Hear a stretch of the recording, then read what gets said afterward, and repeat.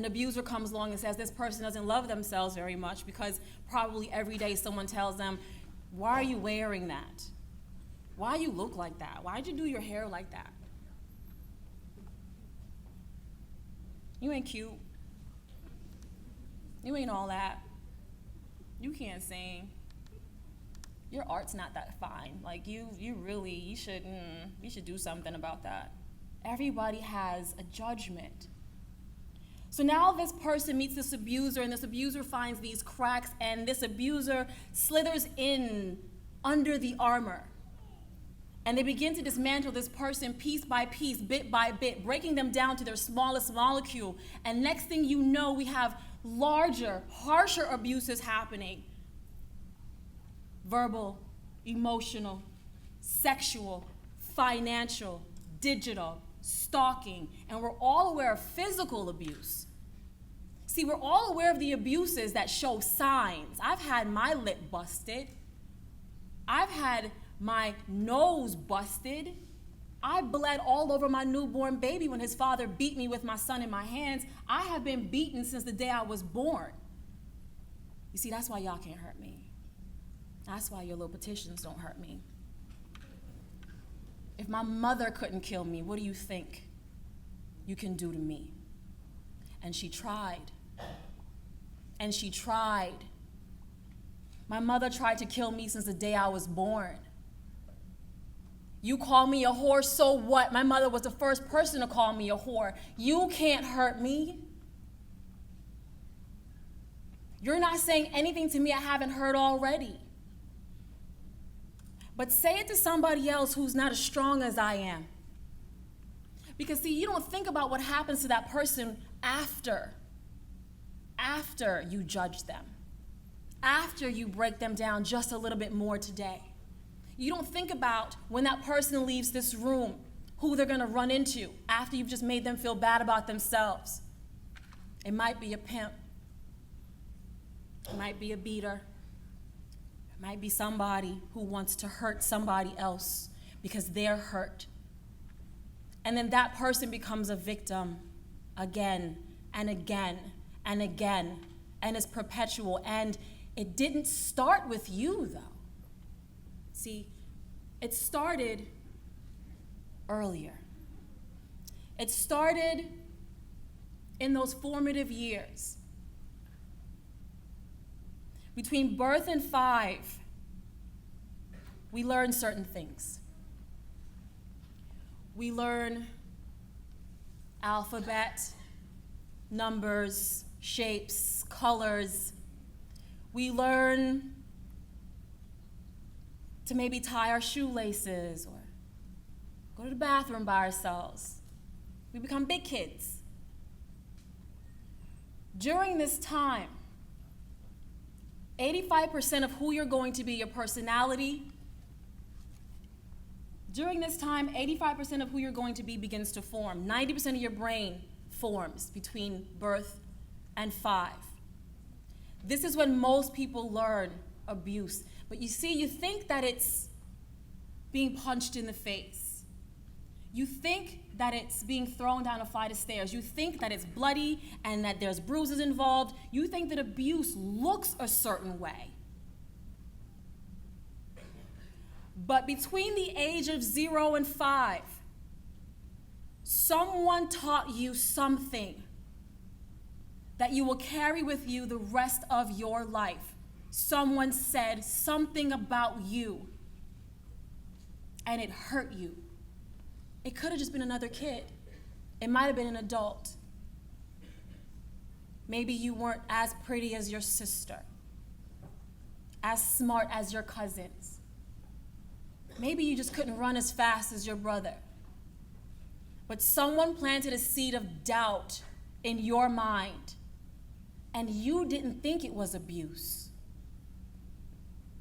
Every time someone tells you you're not good enough, they are abusing you. They're diminishing a part of you. It happens every day. Abuse is so silent. It happens so easily and often goes undetected.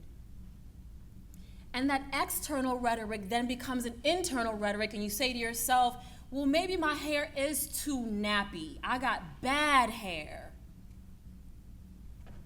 So I'm gonna wear a weave the rest of my life. And I am too black, and yes, I wish I were lighter, so I'm gonna stay out of the sun. I'm not that smart because I don't make the best grades, and my brother does better than I do, so I'm just gonna drop out and do something else. I'm just not gonna do this. I'm not good enough for this. And you don't realize you're being abused, and then so you see someone else, and she could be your best friend in the world, and you say, girl, what's that? Did you gain weight? You fat? What's this, a muffin top? And now you're abusing your best friend. And you call it your opinion. But it's judgment. And it's a language. Because abuse is a language. It's something we are taught in our formative years that we never let go. And now we're in this social media age where everything is so open. Everyone wants to share their thoughts every 5 minutes of every day and not realizing we're abusing each other. And it goes from being familial to being societal.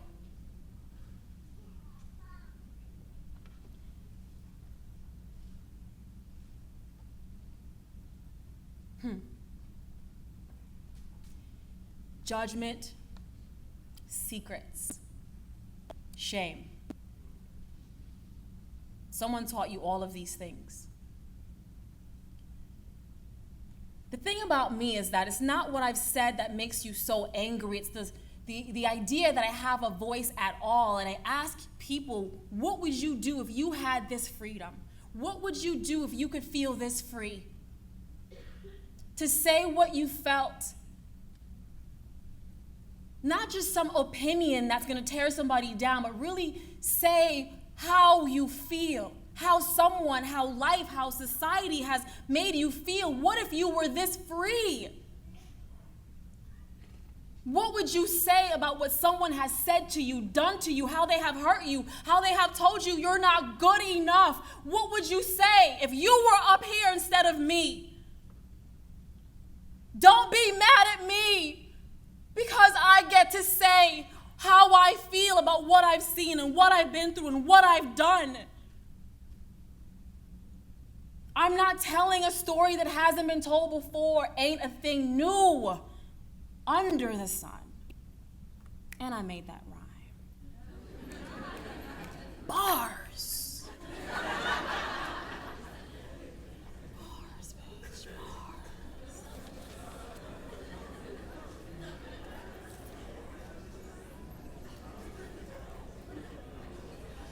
So now we realize this thing. Everyone asks.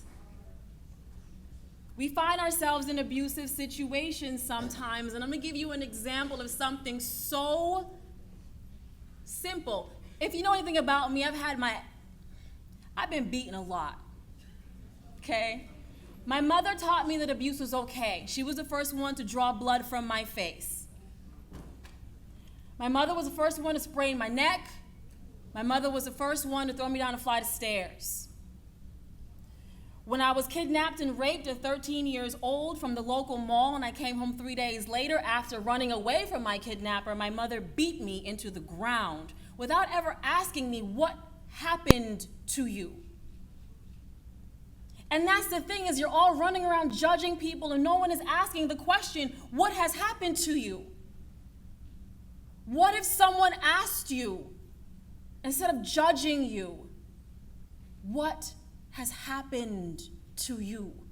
Who did what to you? Who said what to you to make you how you are, who you are today? So my mother taught me this language is how we communicated. And then my grandmother would bust into the room and then beat my mom's ass for beating me, and then it was just a bunch of people fighting each other, and no one thought about what it was going to be doing, what it would do, what it was doing to me, the baby.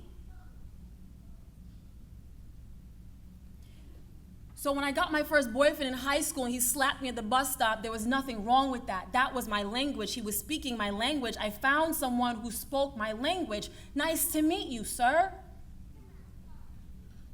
I'll take that slap and give me some more, please, because you're speaking my language. My mother taught me that it can't be wrong, can it? So I got into other relationships, every single last one of them, more abusive than the next.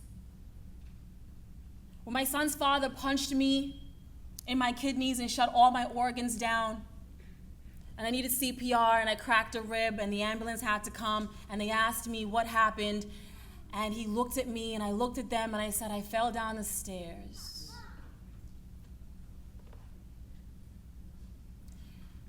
And every day when he beat me and every other day when the police came, there was always an excuse. And then one day they took me to jail for throwing a glass at him to stop him from running after me.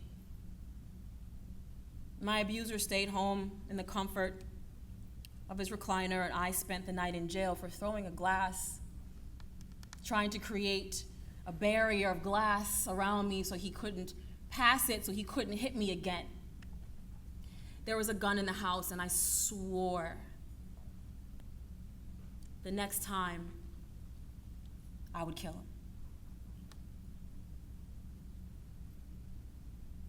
So after that relationship, and I left that, and then the next one, and the next one, and my first husband beating me, spitting on me, beating with belts in front of my kid. My kid walked in and saw this happening.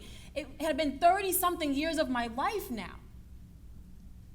And the question always is, why don't you just leave?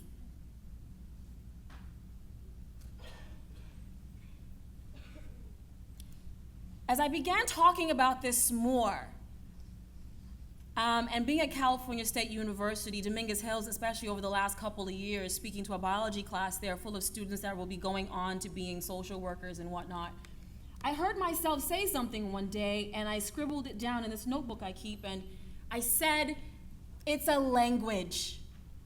It's built into my DNA. It's just as much a part of me as English.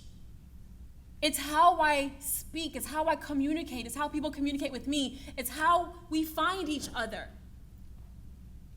As an English-speaking American, you walk into a foreign country, let's say you're in France, and you don't understand anything. Who's the first person you're gonna look for? Someone who speaks your language. You're gonna go around asking people, do you speak English? Do you speak English? It's the same thing with abuse. Do you speak this violent language of mine? Do you? Because nonviolence is the foreign country. And when you're raised on this language, you don't know how to speak anything else. And when someone says, why don't you just leave? My answer is, why don't you just speak German? Swahili? Anything else? Right now, just do it right now. Don't look it up, don't reference, just do it. You cannot do it because it's not your language. You haven't acquired it. You haven't been immersed in it. You haven't practiced it.